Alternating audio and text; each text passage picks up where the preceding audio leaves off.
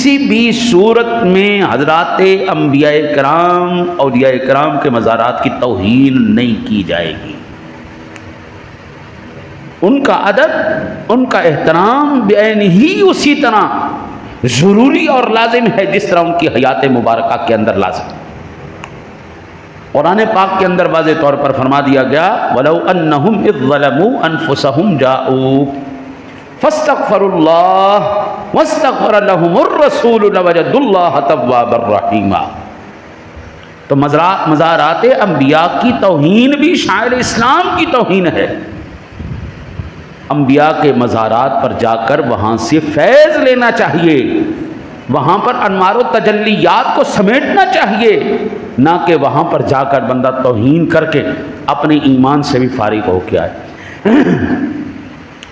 پھر یہاں پر نہیں، مزارات انبیاء